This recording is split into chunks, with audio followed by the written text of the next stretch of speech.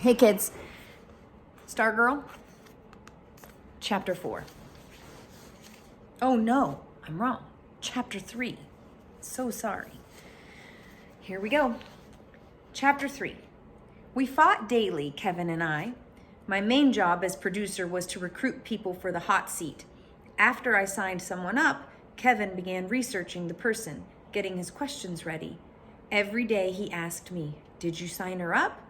Every day, I answered, "No." He got frustrated. "What do you mean, no? Don't you want to sign her up?"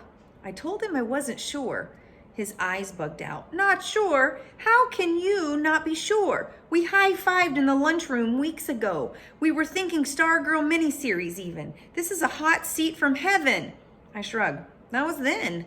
Now I'm not sure. He looked at me like I had 3 ears. "What's there to be not sure about?" I shrugged. "Well then," he said, "I'll sign her up." He walked away. "You'll have to find another director then," I said. He stopped. I could almost see the steam rising from his shoulders. He turned, pointed. "Leo, you can be a real jerk sometimes." He walked off. It was uncomfortable.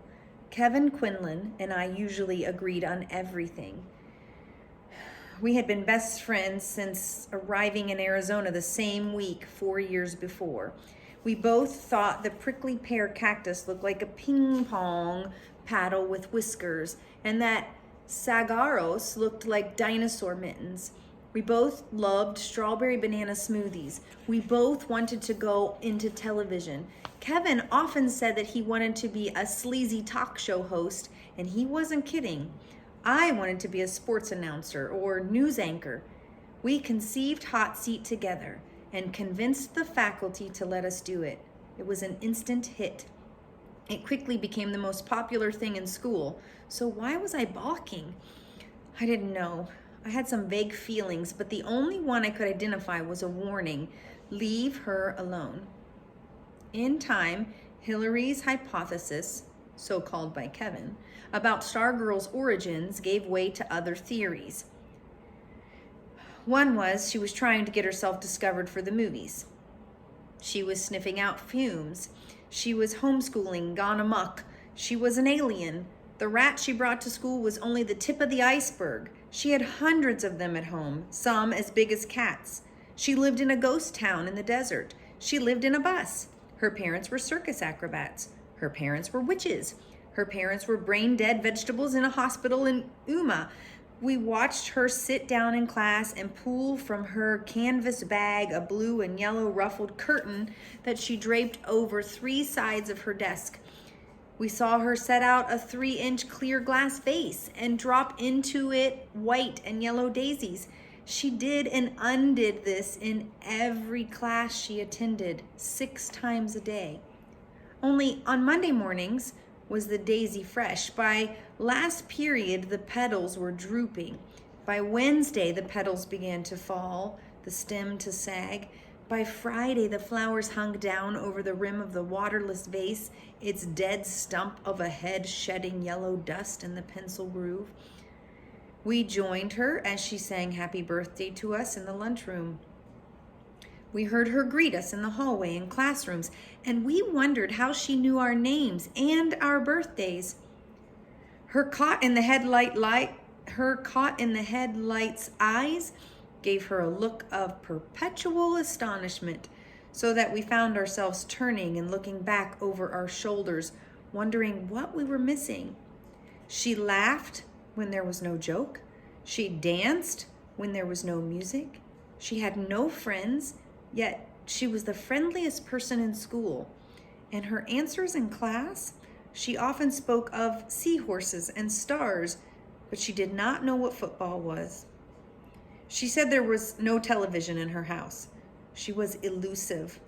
She was today. She was tomorrow. She was the faintest scent of a cactus flower, the flitting shadow of an elf owl. We did not know what to make of her. In our minds, we tried to pin her to a corkboard like a butterfly, but the pin merely went through and away she flew. Kevin wasn't the only one. Other kids pestered me. Put her on the hot seat. I lied. I said she was only a 10th grader and you had to be at least a junior to be on hot seat. Meanwhile, I kept my distance. I observed her as if she were a bird in an aviary. One day I turned a corner and there she was, coming right at me. The long skirt softly rustling, looking straight at me, surrounding me with those eyes. I turned and trotted off the other way. Seating myself in the next class, I felt warm, shaken. I wondered if my foolishness showed. Was I becoming goofy? The feeling I had when I saw her around the corner had been something like panic. Then one day after school, I followed her. I kept at a safe distance. She was known not to take the bus. I expected the walk to be short. It wasn't. We trekked all over Mika, past hundreds of grassless stone and cactus front yards, through the tutorized shopping center, skirting the electronic business park around which the city had been invented a mere 15 years before. At one point, she pulled a piece of paper from her bag. She consulted it. She seemed to be reading house numbers as she walked along. Abruptly, she turned up a driveway, went to the front door, and left something in the mailbox. I waited for her to move off. I looked around. No one on the street. I went to the mailbox, pulled out a homemade card, opened it. Each tall letters was a different painted color. The card said, "Congratulations." It was unsigned. I resumed following her. Cars pulled into driveways. It was dinner time. My parents would be wondering. She took the rat from the bag and put it on her shoulder. Riding there, the rat faced backwards, its tiny triangular face peeping out of her sand-colored hair. I could not see its beady black eyes, but I guessed it was looking at me. I fancied it was telling her what it saw. I fell further back. Shadows crossed the street. We passed the car wash and the bike shop. We passed the country club golf course, the biggest spread of green grass until the next golf course was the next town. We passed the Welcome to Mika sign. We were walking westward. There was us and the highway and the desert and the sun blazing above the Marcopia Mountains. I wished I had my sunglasses. After a while, she veered from the highway. I hesitated, then followed. She was walking directly into the setting sun. Now a great orange perched atop the mountain crest. For a minute, the mountains were the same dusky lavender as her sand-skimmed hair. With every step, the silence grew, as did my sense that she had known all along, that she was being followed. Or more, that she was leading me. She never looked back. She strummed her ukulele. She sang. I could no longer see the rat. I imagined it was dozing on the curtain of her hair. I imagined it was singing along. The sun lay down behind the mountains. Where was she going?